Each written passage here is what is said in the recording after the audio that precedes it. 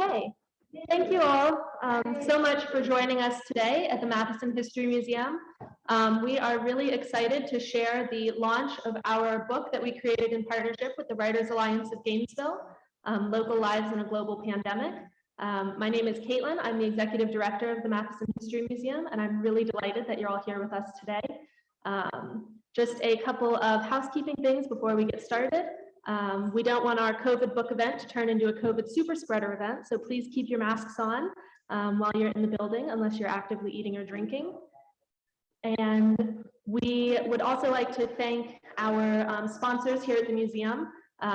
We will have some book-specific sponsors that will be mentioned a little bit later in the program, but we're really grateful for the ongoing support of Visit Gainesville, Alachua County. They are really generous supporters for us here at the museum, and we are really grateful for their support.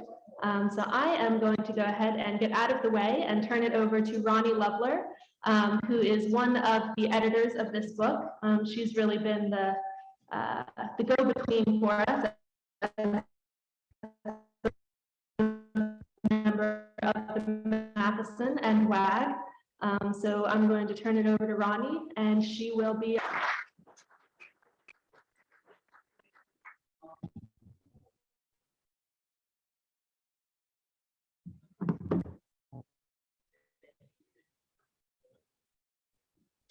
Hi, everybody. I'm really pleased that you could be here tonight. This event was a long time coming, almost 2 years, really. It's a pleasure to be here. It's a pleasure to have you. And we never dreamed that we would be working on it for so long. When we began, we had no idea. So the book began, or we started to get the idea ever so slightly, which was, of course, when the pandemic began. And we started to shut down. Gainesville started to shut down. Alachua County, the world shut down. And I was, at the time, I was chair of the outreach committee at the Matheson, and we started talking about what we could do to kind of get people engaged and involved around COVID-19. And we had the idea at the committee to see if we could reach out to the community and get people to post on the museum's website at that time. And we thought they could write short essays or poems, whatever they wanted to say. So we tossed around the idea in our meeting. I thought, okay, I can bring this to the board of the Matheson. There's no way that they're not going to like it. I can bring it to the staff of the Matheson. Well, since great minds think alike, what we found out was that the Matheson staff was thinking along the same lines at the same time to start a COVID-19 community archive. So everybody was on board. We were the Matheson board loved the idea. The outreach committee loved the idea, and the Matheson staff loved the idea. So we're all on board to do the same thing. So people in the community started to send things to the Matheson to post digitally on the website, and we had a really good response. And of course, you know, we at that time, you know, we hadn't really reached out to WAG formally yet, but this was like May 2020. We thought this is going to be over in a few months. Little did we know. So we're trying to do some things around the holidays. May is Mother's Day, May is Memorial Day. We were trying to look for participation around the holidays. But as we know, COVID is, well, it's still with us at this moment. So we started to reach out to different people, and I took this to a meeting of WAG. Back in those days, I was a quote-unquote Zoom expert, only because I do some adjunct teaching at Santa Fe, and before everything shut down, we had some in-person training on Zoom. So I was asked to go to the WAG meeting to kind of give people a little bit of training on Zoom, and we would have a meeting about what people were doing. People would read what they had written about their COVID experiences. So that was a great meeting. We got more familiar with Zoom, and after people read, we started talking about the idea of doing more, and we got really excited and really carried away. We thought we should propose doing a collaboration with the Matheson. We could do a book between the Matheson and WAG. We were excited at WAG. We brought it back to the Matheson. The Matheson was excited.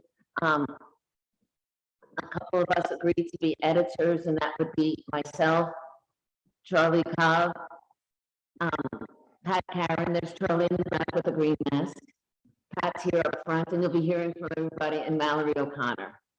And so we got together and we began working on editing this book, and we solicited, we took things from the Matheson website, we made more solicitations of people, and we got more and more people involved with this effort. So we started working, we started collecting things, and our big concern at the time, foolish as it sounds, was that it was taking us so long to get this done that by the time we got it done, COVID would have come and gone and nobody would care about it anymore. And that was our big worry. But the project was born, we worked together, and you know, we learned a lot in the process. And of course, a book takes money. And that's, I'm going to call Charlie up now. He's going to talk about some of the funding we got for this project. And again, just to give you an idea, you're going to hear from Charlie, you're going to hear from Mallory and from Pat. We're going to hear from 4 people who contributed to the book, 2 poets and 2 people who wrote essays. And then we'll come back just to wrap it up. And those of you who contributed to the book, of course, you know that you're entitled to a free copy of the book. So, you know, a book for like hours of work, well, you know, you could do worse, I suppose. Of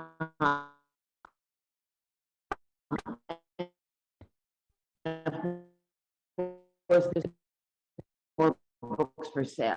So right now I want to turn it over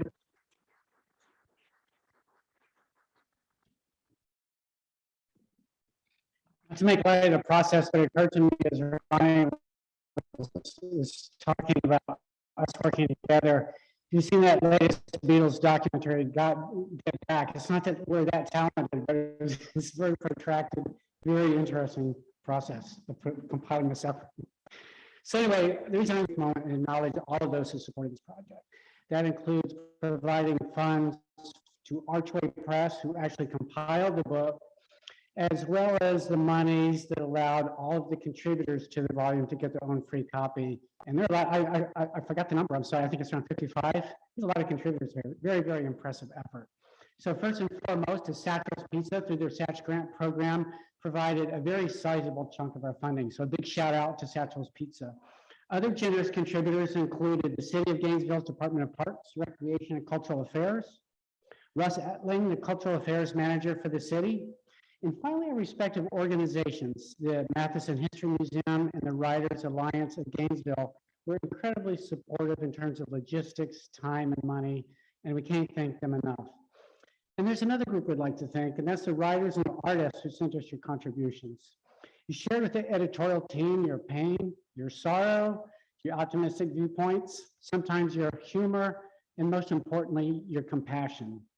It was an honor to be entrusted with the gift of your talents. Thank you so much.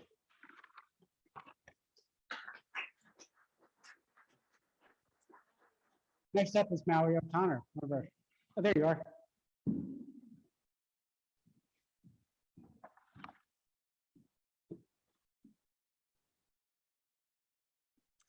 Okay, can you hear me all right? Okay, all right. Well, thanks, Charlie, and thanks everybody for being here. And again, thanks for our to our contributors. But what I'm kind of going to talk to you about is the topic of birthing a book in the midst of a pandemic, because it has been definitely an interesting labor of love. And I'll start with a little quote by Norman Mailer, who said, "Writing books is the closest men ever come to childbearing." So how did we go about this exercise in creativity? Well, after the basic structure was established, we started combing through the Matheson archives and selecting potential material to include, and then soliciting material from WAG members. So by mid-July 2020, we had a solid outline for the chapters that included the topics we were going to cover. Okay, time to find a publisher. I first approached the University Press of Florida, since I had published 2 books with them and I knew the director personally. I was a bit daunted when I found out that the director had retired, but she offered to send along the proposal to her replacement with her recommendation. On September 1st, I got word from the new director that although the proposal had a lot of merit. UF Press thought it would take too long to produce it, and the audience for a COVID book would be gone before they could get it published. Okay, so what were their other options? Well, I have published 5 novels with Archway Publishing, a hybrid publisher associated with Simon & Schuster, and I volunteered to approach Archway with our proposal. Meanwhile, the project committee moved forward with collecting and organizing and editing. However, publishing with a hybrid publisher costs upfront money. How much was it going to cost, and how would we get the funds? Fortunately, Charlie was hard at work finding us generous sponsors who came through. So on September 28, 2020, I got a project commitment from Archway, along with a returning author's discount, because I published 5 books with them, that reduced our cost considerably. So we were good to go. Matter of weeks, and we would have the book out. That's September 2020. We added material to the book. I asked Mayor Lauren Crowe to write a preface. Ronnie began a series of interviews with community leaders. WAG President Pat Caren and Matheson Director Ben Dixie Nelson wrote forwards, and we set a target date for January 2021 to have the book ready for publication. Well, that proved to be optimistic. We had a lot of editing and organizing to do. We needed to get permissions from all of the authors and artists and photographers that had worked in the book. So Pat Caren began collecting permissions using the same format that we used for the Writers Alliance Bacopia literary magazine. By March 13th, we finally had everything pulled together. With a sigh of relief, we sent the package off to Archway for a virtual toast to the project's successful completion. We thought we'd have the book by May 15th, 2020. Not so fast, as it turned out. The publisher had not given us all the information that we needed to provide the permissions that they required. So instead of the participants sending their permissions to Pat, so she could keep track of them and forward to Archway, suddenly we learned that the publisher wanted us to use their permissions and wanted them to come directly from the contributors. So we had to start over with acquiring permissions. Have you ever tried herding cats? Believe me, authors are even more challenging. In mid-June, and it was mid-June and we were still not sure when the book would finally be published. We were hoping for mid-August, and we kept our fingers crossed. So we were amazed and thankful when the book finally was released in October 2021. Well, we just kept after it. We were not going to give up and say that we'd had enough fun.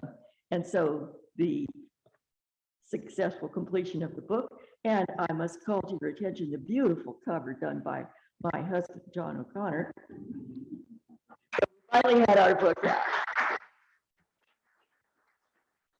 Now I want to turn it over to Pat Caren, who has some words to say.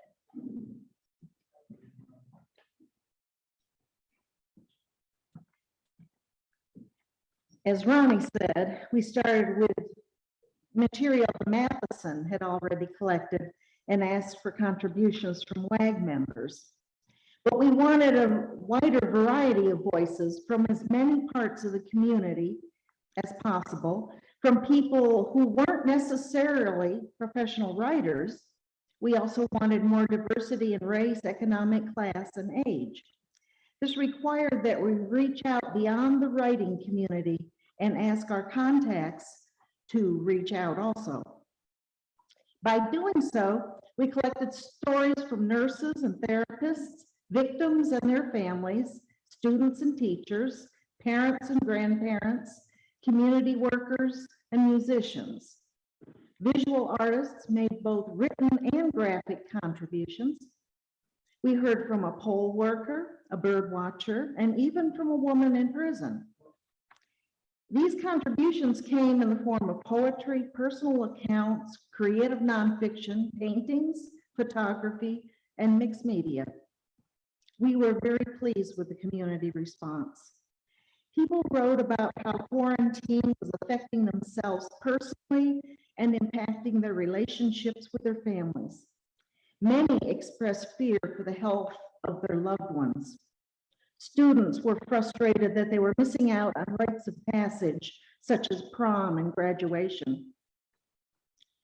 Concert plays and other community events were put on hold, leaving performers in a state of limbo.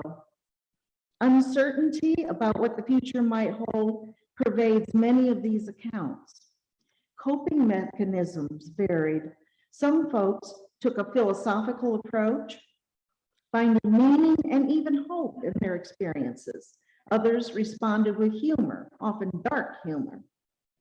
To augment these personal accounts, Ronnie interviewed several people who were representative of the community and transcribed the interviews. These are also included in the book. Since many of our contributors are not writers, editing was necessary. Even contributions from writers required some editing. The trick was to preserve the author's voice while making the account read smoothly.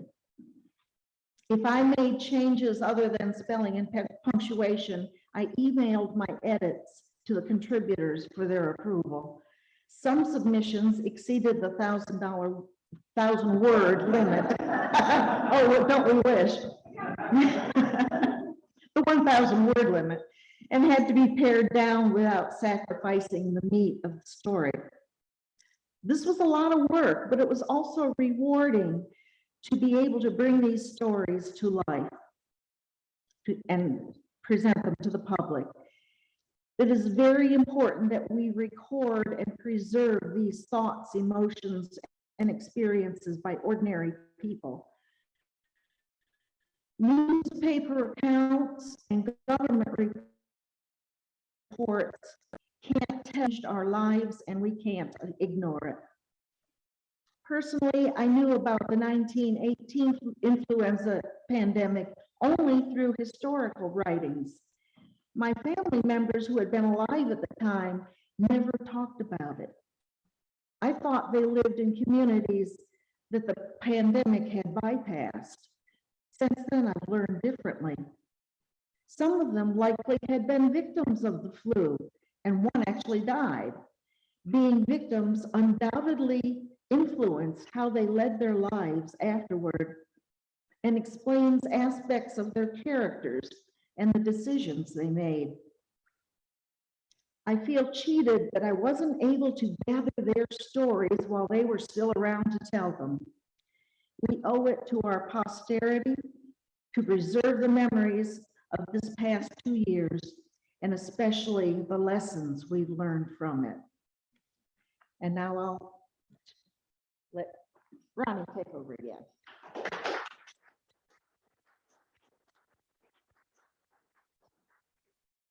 So I think we've.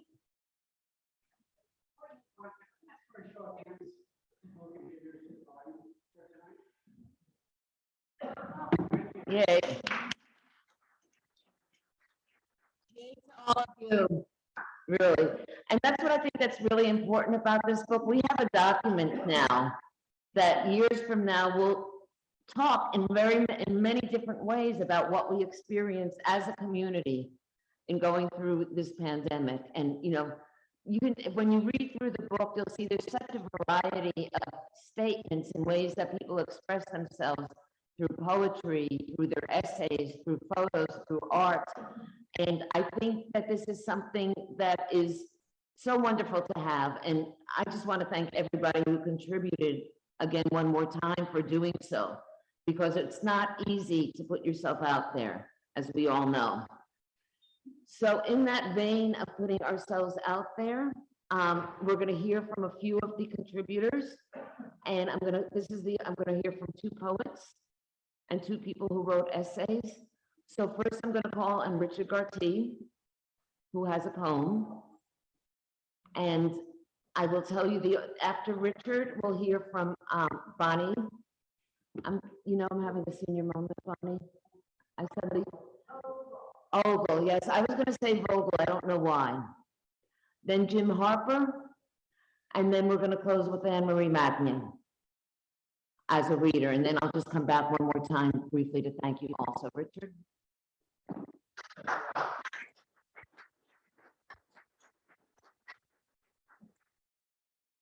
As you gathered from what Ronnie was saying and from the other speakers, most of this book is personal experiences that people had went through. The nurses, the essays are about experiences that people who had COVID or had to deal with COVID or were affected by the pandemic. Mine is not. Mine is kind of imaginary.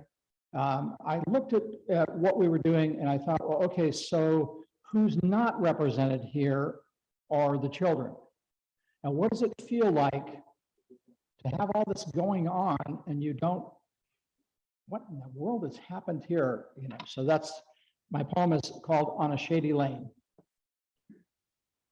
On a shady lane, a little boy picks dandelions and leaves them in sweaty bouquets at the other end of the culvert for the neighbor girl who is contagious and can't come near him, or so their mothers say. His heart wants to tear from his chest and rush toward her, but they stand, separated by 30 feet of gravel, while the blossoms wither and their stems curl.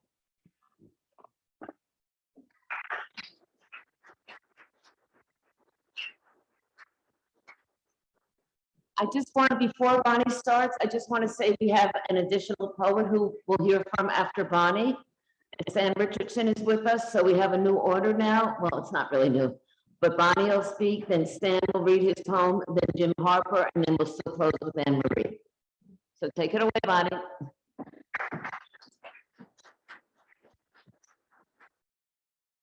I'm on page 3, but I'm reading from page 76 about our students, because the editors did recognize that we needed to represent the students' viewpoint. So I went out and visited with some of them. But it has since occurred to me that we neglected another group of our citizenry, our very youngest. Someone posted this on Facebook recently.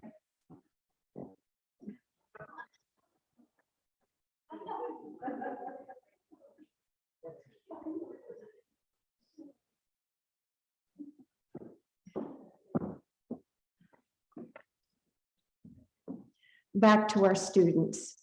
School days, getting an education in COVID times. Taylor Luttrell, a senior at the University of Florida, confirms what we all suspected. The spring semester at school, now we're talking 2 springs ago, the spring semester at school was just plain hard. Staying home and doing classes online was definitely not the convenience I thought it might be. Being able to interact with fellow students and particularly with professors was sorely missed. 3-hour block classes on Zoom were difficult and time management was a huge problem. In the beginning, when in-person classes were shut down, Taylor returned to her parents' home in North Carolina. By the end of the semester, doing school online became easier and group chats with fellow students helped combat isolation. The fall semester was easier, returning to campus for live classes. Graduates at all schools found year-end recognition and celebrations curtailed or modified. The traditional walk became a pose in the living room with cap and gown as a student's name was called out. Using a virtual platform, organization was hard for professors as well. Having to develop classes online was a challenge. Many were stressed not having the required technical know-how. One friend, a physics professor, had recorded lectures which saved time and reinvention of the wheel. Another, a math professor, was accustomed to precision, and having to jump right in with no technical training was especially taxing. My high school neighbor on the PK Young varsity football team went back to full-time classes in the fall after all online classes in the spring. He said sports were the same, but with extra precautions. And we've all seen the changes in Gator sports. Even season ticket holders watched football games from home as seating at Ben Hill Griffin Stadium was severely limited at 17,000, about 20% of its 88,548 capacity. There was no tailgating on campus or spirit teams or cheerleaders on the sidelines. Gator Walk, where fans get up close to players, Gator Walk Village, and Gators Fan Fest did not happen during the 2020 season.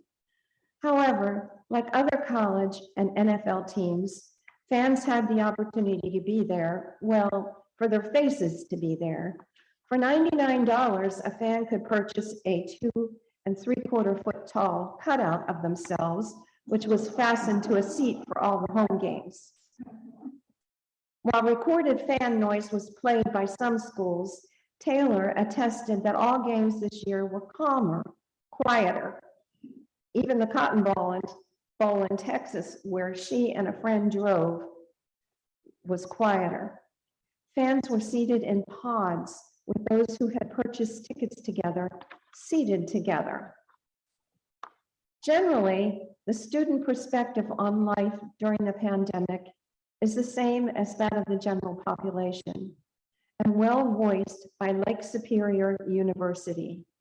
Since 1976, wordsmiths at the school have produced a yearly list of words that should be banned from the English language. This year, COVID-19 is number 1 on the list. Some other banned phrases include, "We're all in this together," "an abundance of caution," and "in these uncertain times."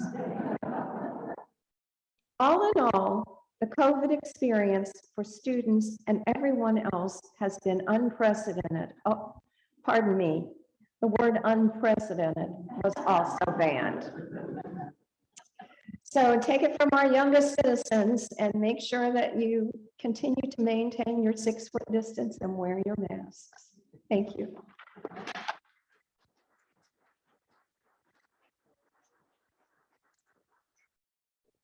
So now I'd like to invite up Stan Richardson, our very own poet laureate, and he'll read from the.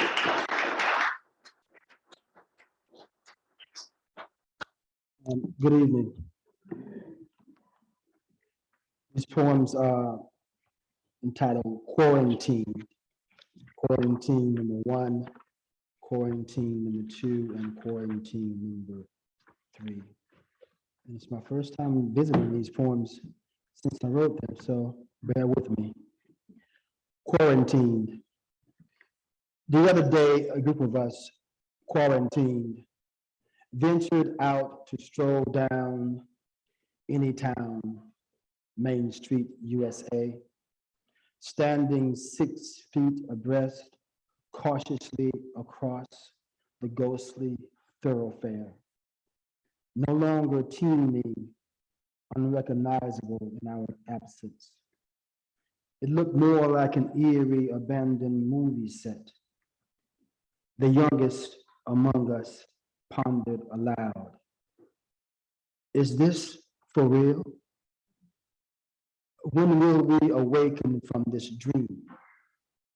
Tomorrow, perhaps, or the day after, the day after, the day after. Then we'll have brunch downtown with a multitude of friends.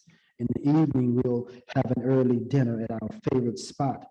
Afterwards, absorb a musical at the Vibrant Theater. And we'll sit undaunted, side by beautiful side. Quarantine number 2. Between us, everywhere there is distance. Even lovers are reluctant, afraid to embrace. We flee from touch, to breathe too deeply. Parents, grandparents hesitate to snuggle their children. The handshake has been outlawed. To hug is death. That is the penalty. Isolation. Yesterday, I drove to the graveyard to hold tight the living. I needed to feel my ancestors' arms around me. Quarantine number 3. We still go for walks, but the walks are different now. The cadence stretched more deliberate, giving attention to its rhythm, our eyes brighter.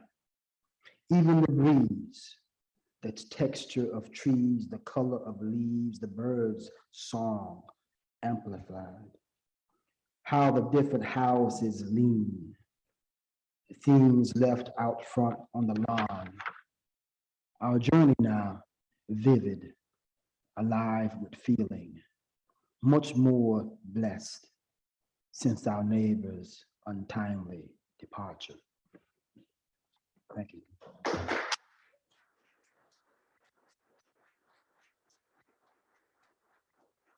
Thank you, Sam. And next, we're going to hear from Jim Harper with more poetry.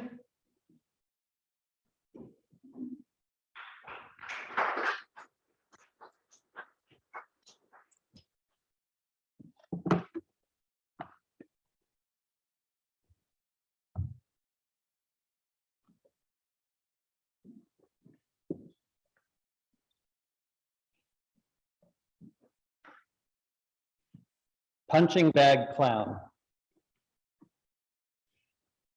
Blow up the plastic clown, a punching bag for children. Watch it wobble as small hands deliver blows. Knock it down, clown pops back up. Push it over, it pops right back. Now I have become a hollow COVID clown, infected by an invisible enemy, knocking me down, pushing me over. Round one, sneak attack at a family's dinner table, stabbed by a microscopic fork, never seen, never felt. Round two, the fever strikes, the migraine flashes, direct jabs to my mouth, forcing toxic spittle to fly. Round three, stumble forward, evade the swirling plastic gloves, grab the chicken soup from Wahaha Thai food restaurant. Round four, the prize fighter turns away from me toward my love, delivering blow after blow. Round five, the neon yellow ambulance arrives to take my love away, the knockout punch. Deflated, I melt onto the front porch steps. Beyond the asphalt, an old woman presses her palm against a screen door.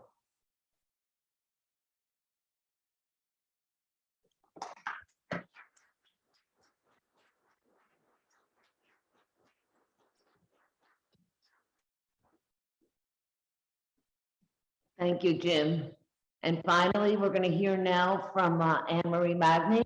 She's our last reader, and I'll just come back briefly after that to thank you yet again.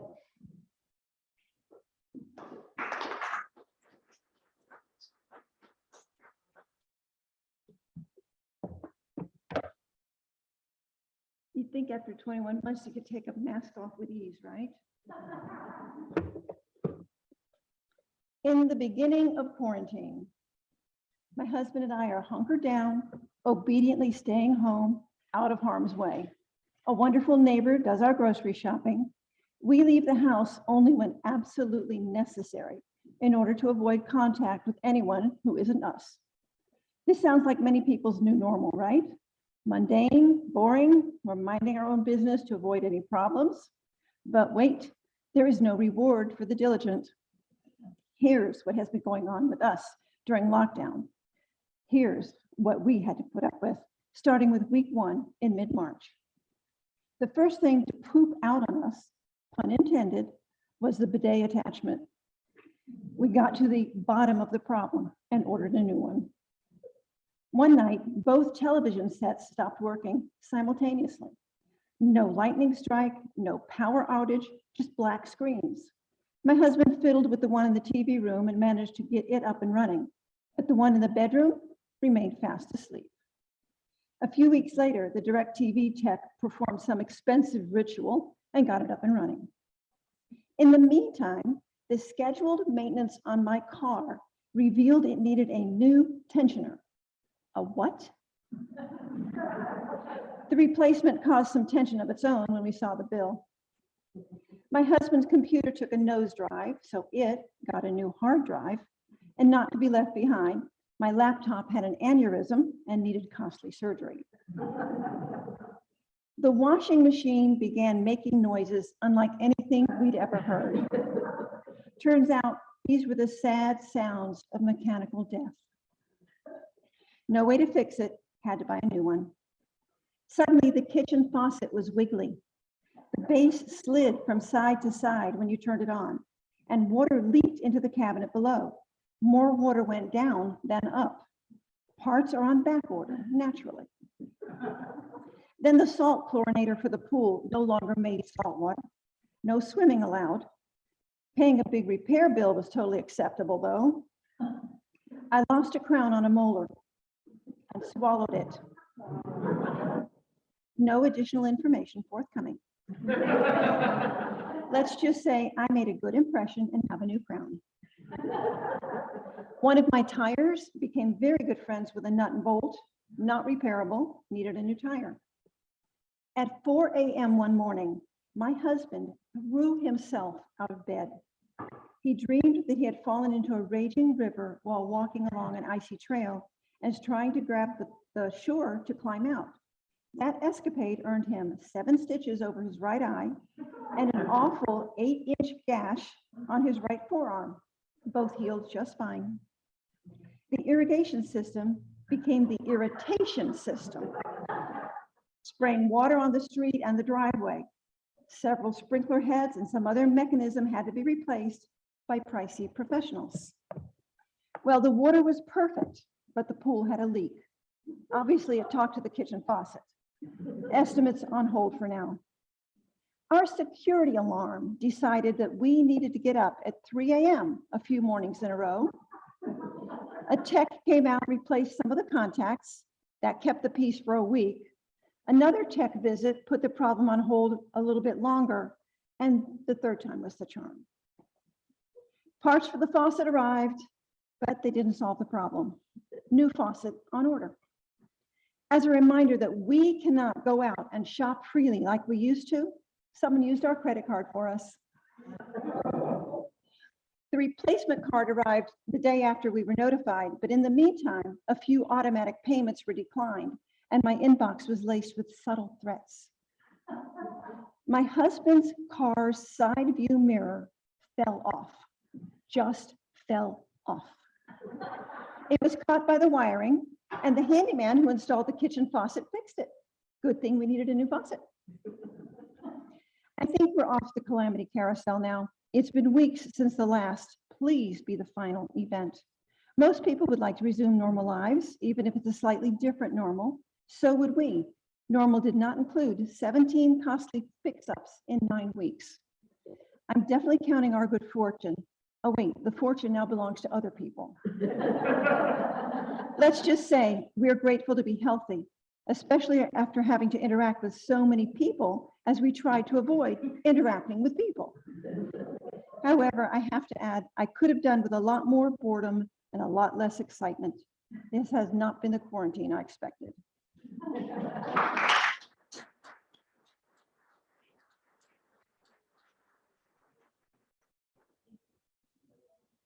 Well, as you can tell from the sampling we heard right now, there's a lot of variety in the book. There's a lot of great material in the book. And I think those of you who contributed will enjoy hearing from your fellow contributors. Those of you who did not, I suggest you buy the book. Also, those of you, I think I got my free book that more than made up for the hundreds of hours I put into working on this. But I also, it's a great holiday gift. So if you're in the book, if you're not, it's a great thing to share with others. And we've got plenty of books available for sale. So right there at the back table, Greg's hand is up. Also, I'd like to add there's some wonderful chocolate you didn't let me get to that. I was getting to that, but you can say, and you've already, there's some wonderful chocolates and wine in the back.